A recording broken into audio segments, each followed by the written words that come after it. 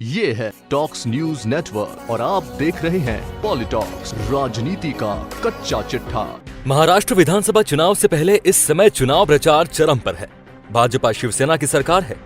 पिछले विधानसभा चुनाव में शिवसेना से गठबंधन तोड़ने के बाद भाजपा ने अकेले अपने दम पर चुनाव लड़ा था और शिवसेना से ज्यादा सीटें जीतने के बाद चुनाव बाद हुए गठबंधन में उसे शिवसेना के सहयोग से महाराष्ट्र में पहली बार अपना मुख्यमंत्री बनाने का अवसर मिला था। तब नागपुर के युवा नेता देवेंद्र फडणवीस मुख्यमंत्री बने थे।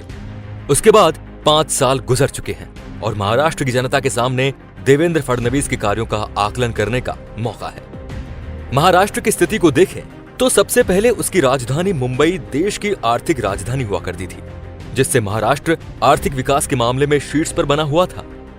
देवेंद्र फडणवीस के कार्यकाल में महाराष्ट्र ने आर्थिक विकास के क्षेत्र में शीर्ष स्थान से काफी पिछड़ गया है।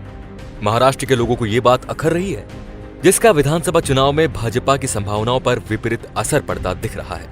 इसके मद्देनजर भाजपा महाराष्ट्र विधानसभा चुनाव के बाद सत्ता में लौटने के भरसक प्रयास कर रही है। जनभावनाओं को भांपते हुए राकापा प्रमुख शरद पवार और कांग्रेस भी चुनाव जीतने के लिए पूरी ताकत लगा रही है।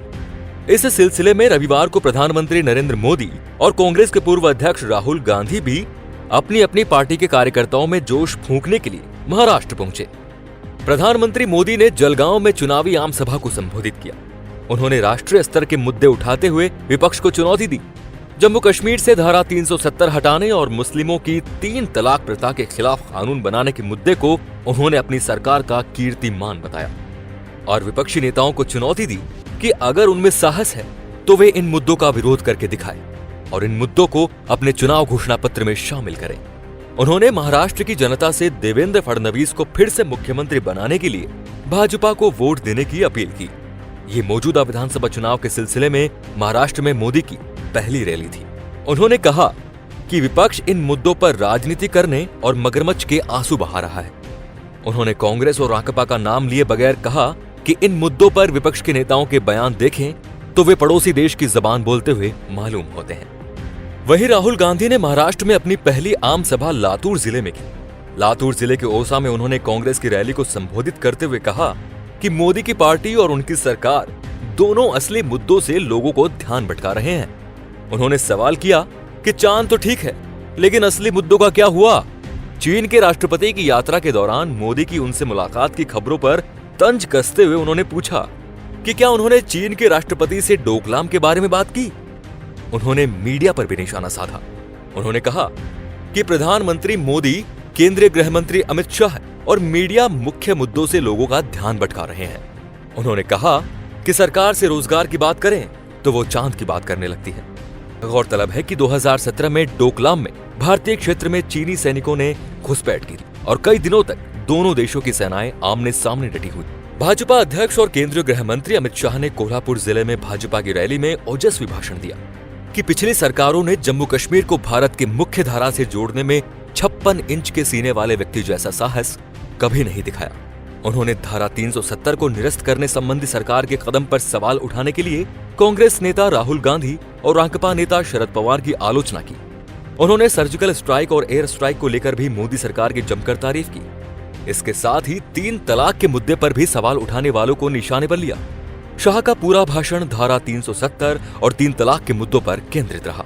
इसके साथ ही उन्होंने अगस्त में कोल्हापुर और सांगली में आई बाढ़ का जिक्र करते हुए उन्होंने जनता को आश्वस्त किया कि केंद्र और राज्य दोनों सरकारें दोनों जिलों की काया पलट कर देगी, उन्हें और बेहतर तथा सुंदर बनाएगी। राकापा नेता शरद पवार ने 40 गांव में चुनावी रैली को संबोधित करते हुए अपने तरीके से भाजपा को घेरने का प्रयास किया।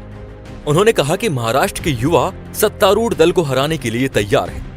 उन्होंने पूछा कि अगर भाजपा को लगता है कि प्रदेश में होने वाले विधानसभा चुनाव में विपक्ष के साथ कोई मुकाबला नहीं है, तो प्रधानमंत्री नरेंद्र मोदी, केंद्रीय गृह मंत्री अमित शाह, मुख्यमंत्री देवेंद्र फडणवीस इतनी बड़ी संख्या में रैलियों का आयोजन क्यों करवा रहे हैं?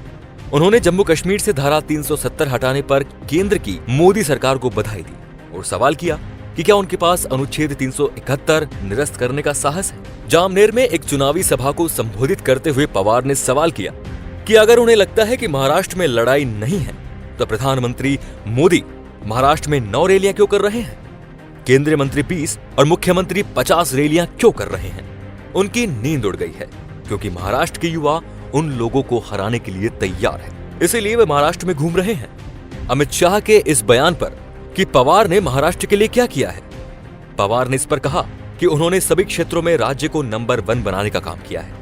उन्होंने उद्योगों के विकास के लिए और उसके बाद रोजगार के लिए कदम उठाए हैं। उन्होंने कहा, जब मैं मुख्यमंत्री था तब महाराष्ट्र में 1978 में रोजगार गारंटी योजना लागू की गई थी।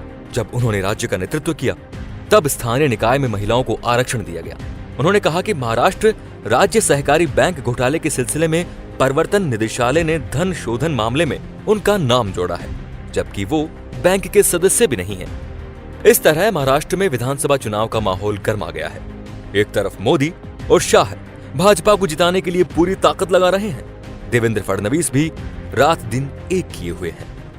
इन नेताओं से अब तक शरद पवार अकेले लोहा ले रहे थे। अब राहुल गांधी ने भी महाराष्ट्र पहुंचकर कांग्रेस कार्यकर्ताओं में जोश भरने का प्रयास किया है। बहरहाल महाराष्ट्र का विधानसभा चुनाव घोषणा और नामांकन का सिलसिला शुरू होने से पहले चले दल बदल और उखाड़ पखाड़ का दौर थमने के बाद अब रोचक मोड़ पर पहुंच गया है। शरद पवार ने विपक्ष को फिर से मुकाबले में लाकर खड़ा कर दिया है। इसलिए महाराष्ट्र में चुनाव जीतकर फिर से सरकार बनाने का भाजपा का सपना आसानी से पूरा होने की संभावनाएं नहीं रह गई हैं। विपक्ष अब पूरी ताकत के साथ भाजपा का मुकाबला करने में जुट गया है। अब ये तो 24 अक्टूबर की सुबह ही पता चलेगा कि ऊंट किस करवट बैठता है। पॉलिटॉक्स ब्यूरो, महाराष्ट्र। ये है टॉक्स न्यूज नेटवर्क और आप देख रहे हैं पॉलिटॉक्स, राजनीति का कच्चा चिट्ठा।